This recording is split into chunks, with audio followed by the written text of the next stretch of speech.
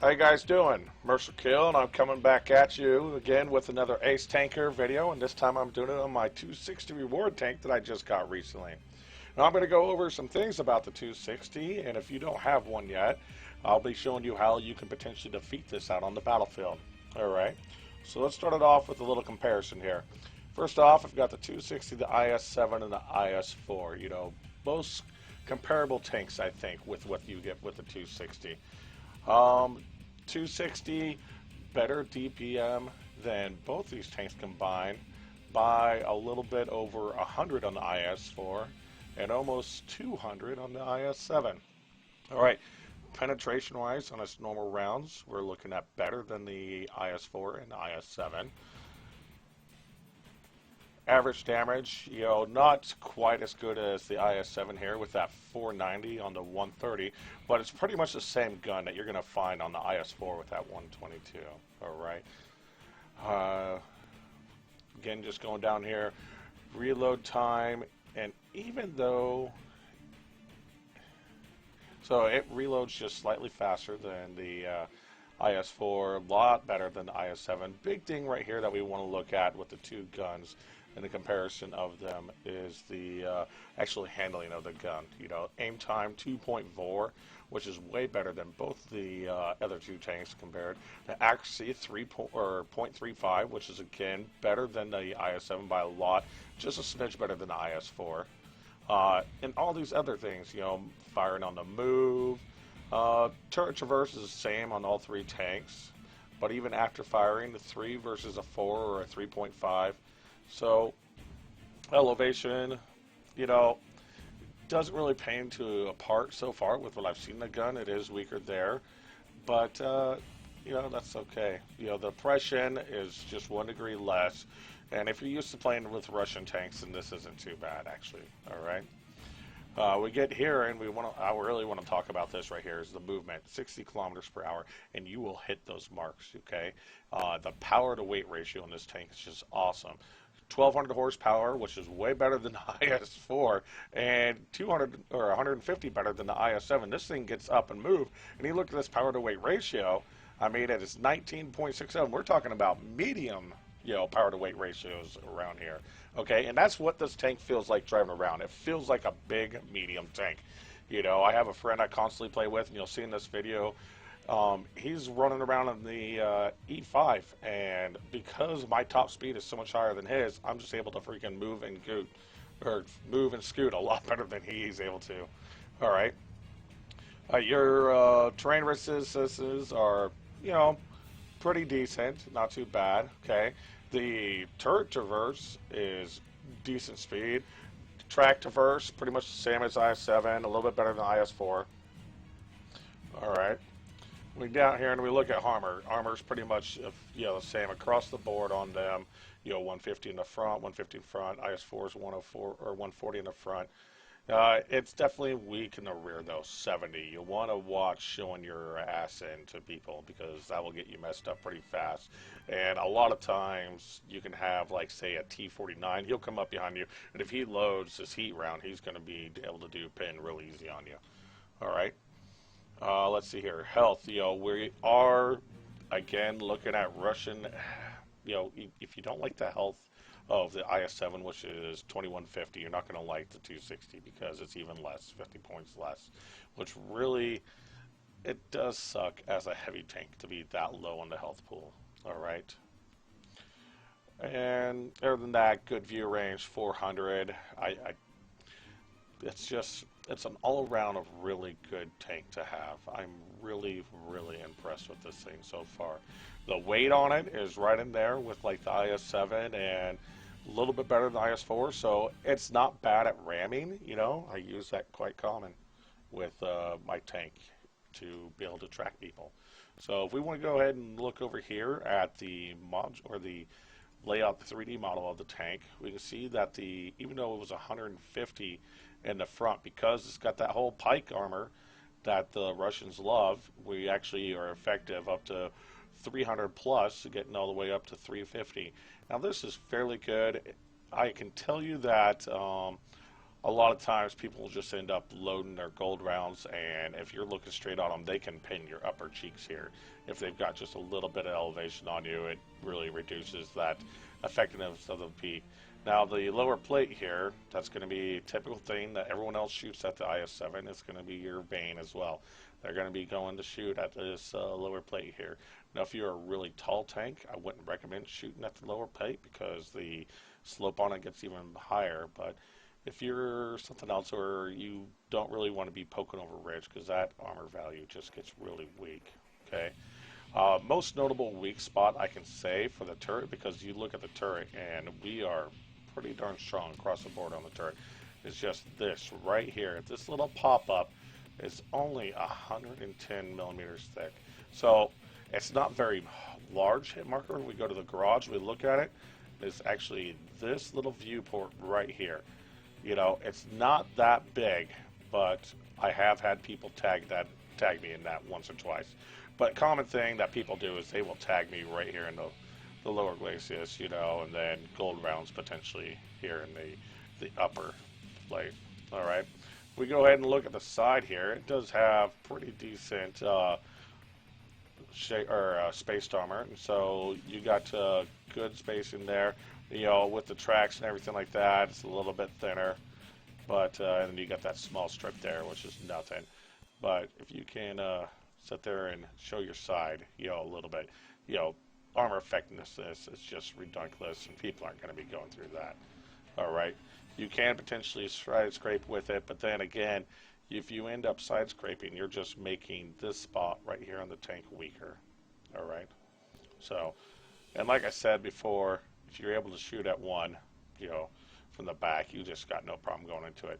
Now the turret is pretty strong, but it's not no IS-7 turret from the side. IS-7 turret from the side seems to be just as good as it is from the front. Pretty ridiculous. So, but anyways, that's enough looking at the tanks. Let's go ahead and roll right into some action here.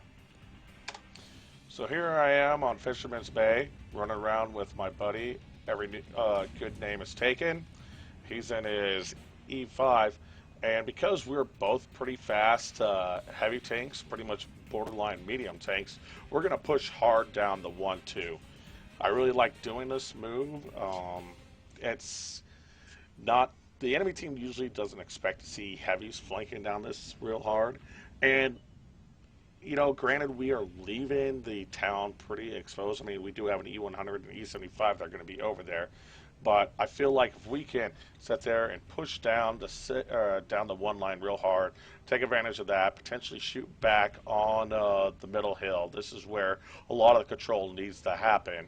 We can get rid of those tanks, get rid of their snipers in here. We'll just end up patrolling the battlefield. So every stops here for a second, waiting for me to catch up, and then we're going to push around the rock pretty much at the same time.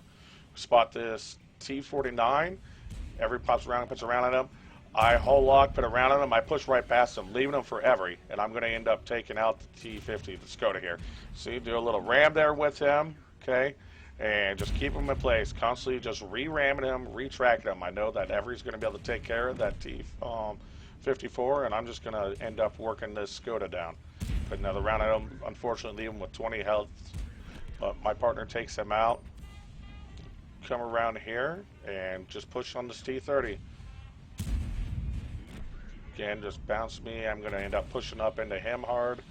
Again, pretty much employing the same tactics. I don't track him there, and he actually gets on my side, but that's fine. He's out.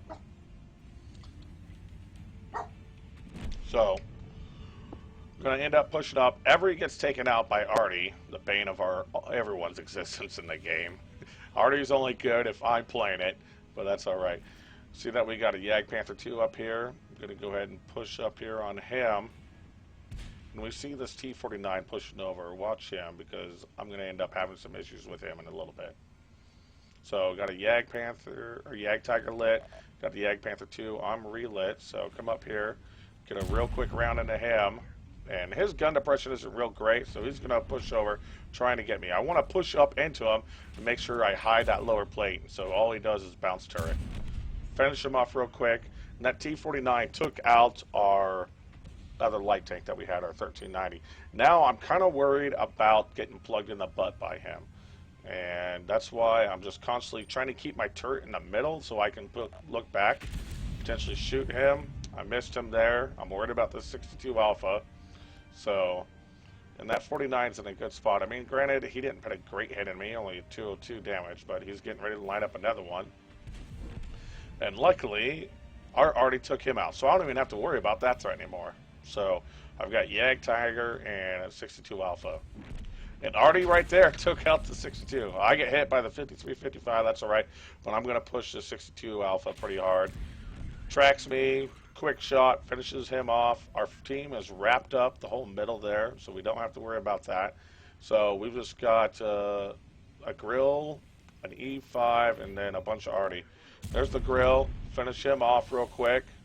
Don't have to worry about that. And I want to get over here and get this Artie lit up so that we can wrap this battle up real fast. So 53-55, he's the biggest HP threat there is. Take him out. The rest of the Artie goes down, and the E5 goes down as well. Just pretty forward. Pretty decent map right there. So let's go ahead and look at the after action real quick. So we see right here, I ended up getting my ace tanker on this battle, high caliber. I ended up doing almost 5,000 damage, 4,847, and damn near 5,000 in assist damage right there. All right. If we go ahead and I'm constantly, this is a screenshot. I keep on trying to hit those tabs. Anyways, we sit here and look at the after action. 13-13 on my experience, my base experience, which I'm not sure what the lowest requirement. I haven't looked at what it is, but I'm guessing it's around 1,300 to get a first class in this thing. And let's see here. I got 4 kills, got my damage, and the team overall did pretty good. You know, we had this guy from Claus and the Skoda. He did pretty well. Our Artie was really laying down some hate and discontent, and probably pissed off the majority of their team. And because we ran that line so hard, I mean, look at the tanks that we pushed up against the Jagdpanther 2. He ended up doing 0 damage. Their Skoda, he only got off 1 shot for a pin. Let's see here. The Jagdtiger, he didn't hardly do anything. The AMX-30, he did 35 damage. And the 54 out of those 3 did the best at 262. Or 626. 262. 626. All right.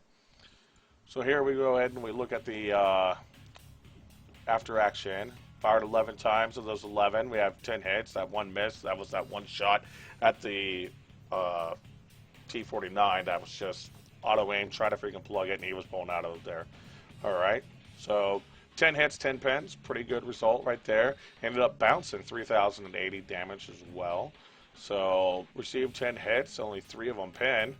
That's pretty nice. And with this, I didn't shoot any gold rounds, so we made him 90,000 base. And end up after repairs and everything like that, and our consumables, we ended up with almost 60K right there. Now, granted, this thing is a premium tank, but it does not get premium premium money. You know, you don't see any bonus here for it being a premium tank. And had I been running a non-premium account, I still would have did pretty well. On a tier 10, making 28, almost 29K is pretty nice. Our experience that we gained was pretty nice here, 1,970. It was first victory in that vehicle, so there was a ×2. Completed some mission, and because I was in a platoon, I got an additional 394. So a base of 4,925 experience on a ×2. I'll take that any day of the week. So anyways, I hope you guys enjoyed the video. Not a whole lot of gameplay out there with 260s, and if you see what you like, go ahead and leave a comment and let me know. And I'll see you guys on the next one or out there in the battlefield. Have a good one.